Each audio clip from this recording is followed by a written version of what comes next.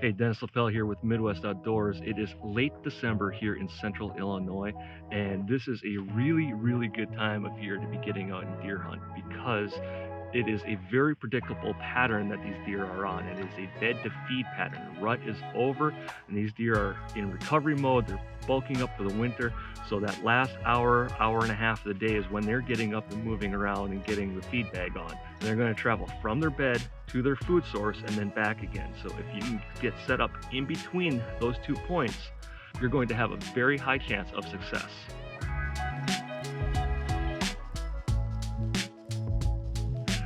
All right, so we are settled into our stand and the hunt might be over before it even started. As I was getting here and I was climbing the tree, 3 deer about 25 yards away got up. They were bedded down and they took off the wrong way. They ran with the wind, so now my scent is going to be blowing with them. So I don't know if there's any chance that they're going to come back based off of what I saw from my camera, my game cam this morning. I have several other deer that are also in the area. I don't know if they got blown out as well, so we might be sitting here for nothing, or they might circle back around and we're going to get a good hunting opportunity today. So it's 3:54 right now. The first deer just got up on the far side of this field over here, just stood up out of the grass. Hopefully they'll come this way. The wind just shifted as well, so possibly the deer that I blew out when I got to stand, maybe they'll still circle around and give me a shot at them.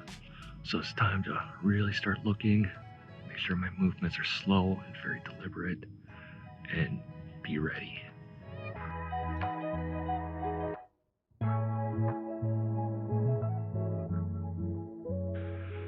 So while a game camera, trail cam, is really useful for letting you know what your deer population is and how to get set up at the beginning of the season, at the end of the season on this really reliable bed to feed pattern, it is an invaluable tool to let you know that deer are still coming by your stand. I have this camera set up.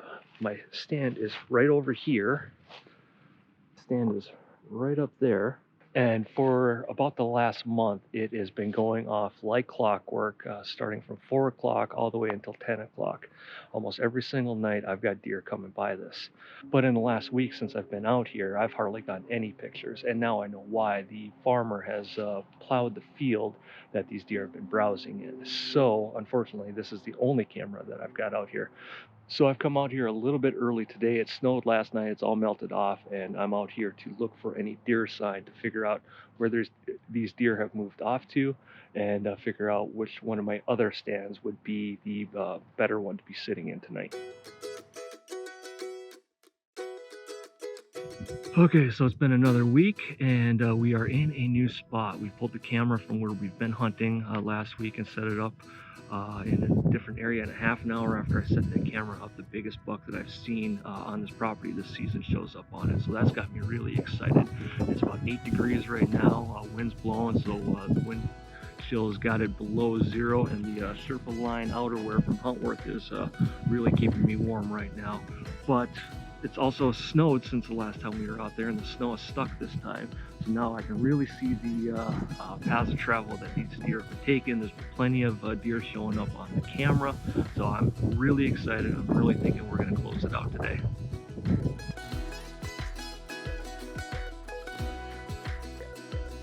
All right, well, it's a little after 3. It's getting started. I just saw 3 bucks get out of the thicket over there, crossing over into the woods.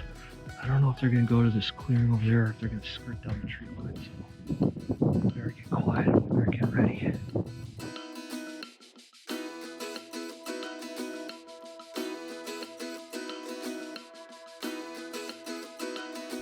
Well, that was probably the best night in a deer stand that I have had without actually harvesting something. That was a lot of fun. We had those 4 come out and they circled around heading to that clearing. We got to watch them spar a little bit before they pushed off, and then about 45 minutes later, those other ones started coming out in 1s and 2s and 3s, and they milled around in that corn for the longest time. I didn't think they were ever going to give us a chance, and then they finally came to the clearing, but unfortunately they just stayed on that far edge. The very far edge of that corn is 52 yards.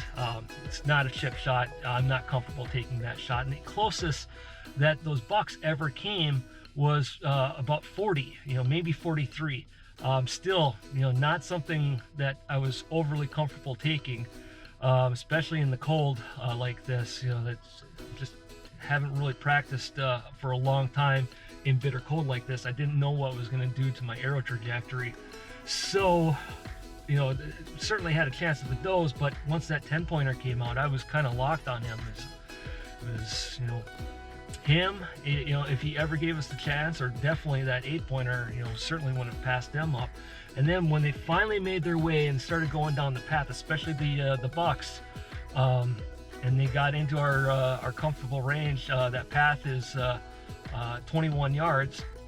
It was too late. Shooting time was over. I just couldn't take the shot. It was very, very unfortunate about that. But we still got 10 days left on season. Maybe we'll try to get back out here again in the next couple days and see if we can close this out.